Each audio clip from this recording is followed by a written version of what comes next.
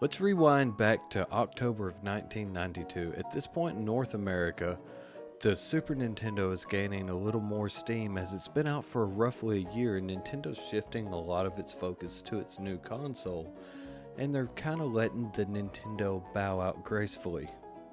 Now during this time, every licensed character as a kid you could think of had a video game, from Batman to the Ninja Turtles, from Tiny Toons to Mickey Mouse. Everybody had a game. Now this causes two things to happen.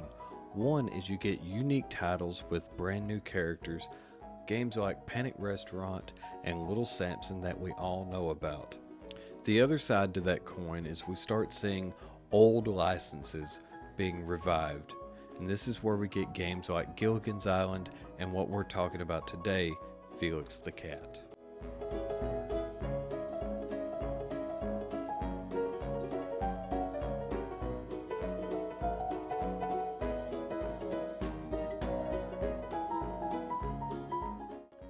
Felix the Cat doesn't try to break any new ground as a platformer. It offers 9 stages with multiple levels per stage and boss fights at the end.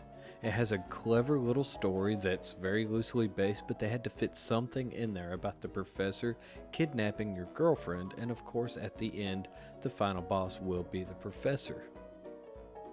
Now what really makes or breaks a good platformer is the controls. How does your character move? And the controls in this game are very tight. They're very responsive and they'll remind you of playing a game like Super Mario Bros. 3 or Kirby's Adventure, where wherever you want to put that character, you can put him and you're not going to feel like you're sliding all over the place. The game does offer a version of buoyancy, which I think's very cool in some of the water levels later on.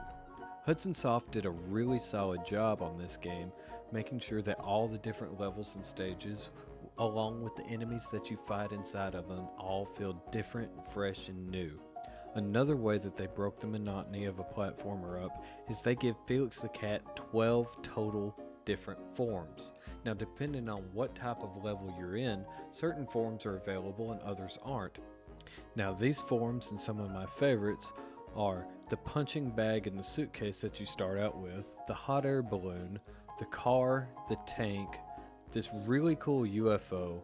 Oh, by the way, did I tell you you can ride a dolphin that shoots stuff out its tail? How cool is that, right?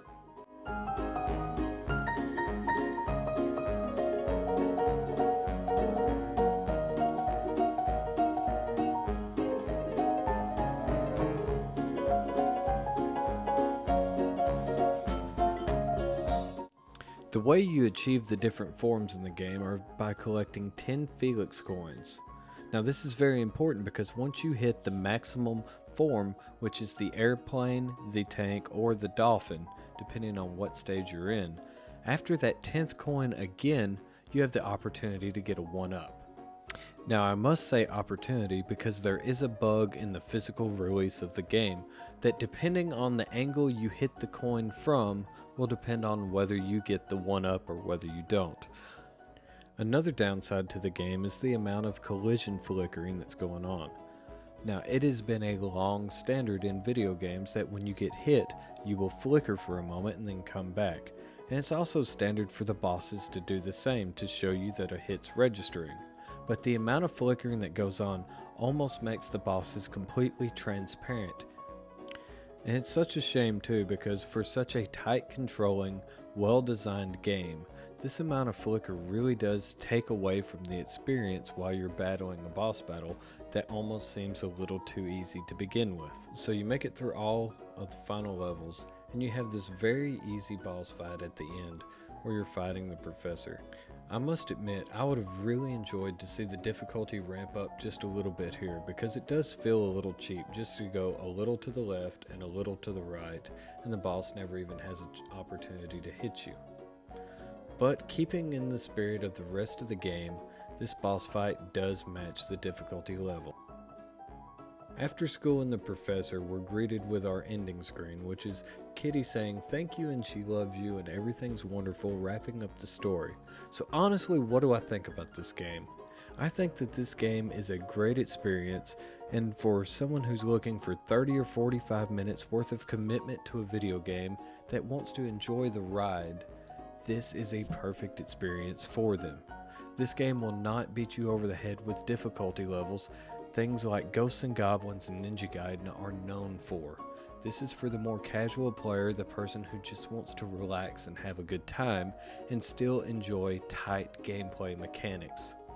It's a shame that it came out so late in the Nintendo's lifespan, because if it would have came out a little sooner, it wouldn't be near as obscure, more people would have gotten to play it, and perhaps even the price tag of it wouldn't be as high as it is.